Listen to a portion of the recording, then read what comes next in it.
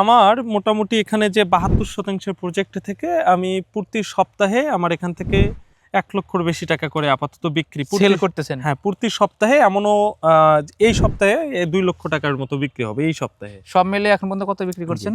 সব মিলিয়ে আমার যেহেতু ইদানিং এ শুরু হইলো, আমার মোটামুটি ৪ লক্ষ টাকার মতো বিক্রি হবে এটা আশা করতেছি। তবে ওটা সম্পূর্ণ আমার কাছে হিসাব নাই এটার উপর। আরো কত টাকা বিক্রি করতে পারবেন? যতদিন এখন শশা টিকবে, এখন তো সম্পূর্ণ নিচে শুধু শশাই আছে বা জালি আছে। এখন আশা করা যায় যে এখান থেকে আরো এর চেয়েও দ্বিগুণ বিক্রি হবে আশা করা যায়। ইস্পাতের বীজ আমি যে একদিনে বাছাই করছি এখানে এমনটা না, বহুদিন হাতে ফলো করি আমি, কিন্তু একদিনে বাছাই করি নাই। আমি কিন্তু আগে মানে গত বছরও কিন্তু আমি অন্য কোম্পানির কিন্তু আমি শশা চাষ করছিলাম।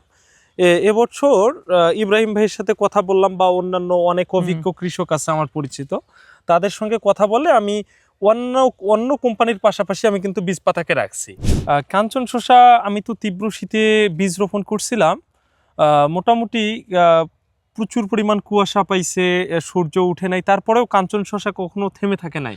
গাছের যে বৃদ্ধি এটা প্রচুর পরিমাণ বৃদ্ধি হয়েছে, অন্যান্য সকল জাতের চেয়ে এটার বৃদ্ধিটা ভালো হয়েছিল। কাঞ্চন মানে ফার্স্ট অবস্থায় একটু গ্রোথ কম বোঝা যায় কাঞ্চনের ক্ষেত্রে, কিন্তু কাঞ্চনের বয়স যখন ৩০ দিন প্লাস হবে অটোমেটিক এটার গ্রোথ চলে আসবে, সেটা আপনি কখনো কল্পনা করতে পারবেন না। আমার নাম হচ্ছে সোয়াইব, এটা হচ্ছে গ্রাম আমাদের হচ্ছে দিলালপুর শালপাড়া, এটা বদরগঞ্জ রংপুর। আচ্ছা, আমরা দেখতে পাচ্ছি এখানে আপনি একটা বিশাল একটা প্রজেক্ট করেছেন, যে দেখতে পাচ্ছি আধুনিক টেকনোলজি ফলো করে শশা চাষ করেছেন। তো এই শশার পাশাপাশি আরো অন্য কোনো ফসল চাষ করেছেন কি? না, আমি এই শশার পাশাপাশি অন্য কোনো ফসল আপাতত চাষ করি নাই, শুধু আমার টার্গেটটা হচ্ছে শশার উপর। আচ্ছা, আপনি এইখানে যে চাষ করছেন এখানে কত শতক জমি আছে? আমার এখানে টোটাল ৭২% আমি শশা চাষ করছি। আচ্ছা, তার মধ্যে কি জাত লাগাছেন আপনি? এটা হচ্ছে বীজপাতা কোম্পানির কাঞ্চন শসা। অনেক সময় শশার জালি ঠিকমতো আসে না, তো ঠিকমতো আসার জন্য বা আনার জন্য আপনি কি কি পদক্ষেপ নিতে পারেন? মূলত অনেক সময় গাছের বৃদ্ধি বা ওয়েদার খারাপ হওয়ার কারণে কিন্তু গাছ বড় হয় কিন্তু অনেক সময় জালি আসে না। এটার জন্য লিটোসিন আমি স্প্রে করি। আর এই জালি না আসার পিছনে অনেক সময় গাছের খুব বেশি গ্রোথ হয়, গ্রোথ হলে কিন্তু অনেক সময় ফলের জালি আসতে একটু সময় লাগে। এটার জন্য লিটোসিন স্প্রে করি। তবে লিটোসিন স্প্রে করার ক্ষেত্রে আপনাকে ১৫ দিন পর পর ব্যবহার করা ভালো। যদি আপনি ব্যবহার করেন ১৫ দিন আগে স্প্রে করবেন, আবার ১৫ দিন পরে যদি প্রয়োজন মনে হয় স্প্রে করবেন, তার মধ্যে ইনশাল্লাহ যে জালি আপনার প্রচুর পরিমাণ চলে আসবে গাছে। আমি দেখতে পাচ্ছি এত সুন্দর সবুজ আপনার গাছগুলো, তাই না? তো অনেক ক্ষেত্রে দেখা যায় অনেকের জমিতে গাছ কুকরি লেগে যায়, গাছ অল্প দিনে মারা যায়। মানে কেন, এটা কেন হয়?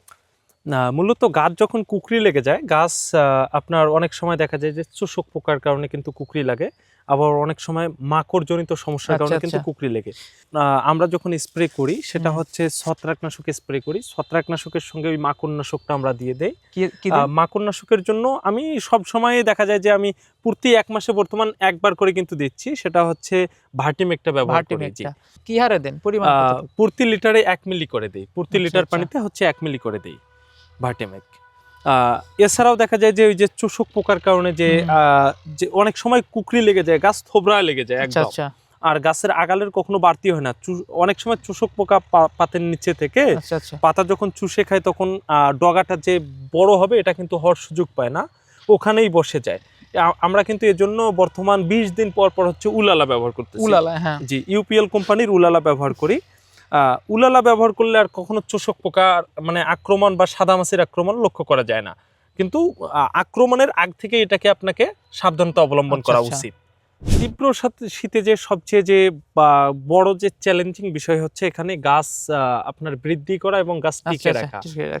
সেক্ষেত্রে আমার কাছে, আমি যেহেতু বীজপাতা কোম্পানির ২টা জাত চাষ করছি, দুটাই কিন্তু মাশাআল্লাহ আমার কিন্তু টিকে আছে এবং প্রচুর পরিমাণ ফলন দিয়ে যাচ্ছে, মানে ফলনে কোনো প্রকার কিন্তু ঘাটতি দিচ্ছে না। আপনার প্রথম ফল তুলছেন কতদিন বয়সে? কাঞ্চন শসা প্রথম সংগ্রহ করছি ৫৪ দিন বয়সে। প্রথম ফল তুলেছেন মানে বীজ থেকে চারা রোপণ, বীজ রোপণ থেকে ৫৪ দিনে আমি প্রথম হারভেস্ট করছি। আপনার বীজ রোপণ করলে ভালো হবে নাকি চারা রোপণ করলে ভালো হবে? আমার ক্ষেত্রে অবশ্যই যে এখানে বীজ রোপণ করলে খুব ভালো হবে, এটা মনে হয় সাশ্রয়ী বেশি হবে, বীজ রোপণ করাটা খুব ভালো হবে। বীজ রোপণ করার ক্ষেত্রে সব সময় আপনারা চাষিদের উদ্দেশ্যে বললে যে মালচিং পেপার অবশ্যই দিয়ে তাদের পরিকল্পনা অনুযায়ী তারা কিন্তু লাগাবে। বিশেষ করে এই প্যাটার্ন মাছা হলে আরো ভালো হয়। কেউ যদি অভিজ্ঞ থাকে সেক্ষেত্রে আমার মতো যে বাংলা মাছা যেটাকে বলে বা ফ্ল্যাট মাছা, এভাবে তারা চাষ করতে পারবে। আপনার কাছে মনে হচ্ছে এই প্যাটার্ন হচ্ছে ফলন বেশি, তাই তো? আমার ক্ষেত্রে দেখা যায় যে আমার বাড়ি থেকে প্রজেক্টগুলো দূরে হওয়ার কারণে আমি কিন্তু এই বাংলা মাছাটা বা ফ্ল্যাট মাছা ব্যবহার করি। এই প্যাটার্ন মাছা দিলে সহজে ফল তোলা যায়, চোরেরা ফল সংগ্রহ করে নিয়ে যায় রাতের দিকে। আর এবছর তো এমনিই বাজার ভালো, এত ডিউটি করা যায় না।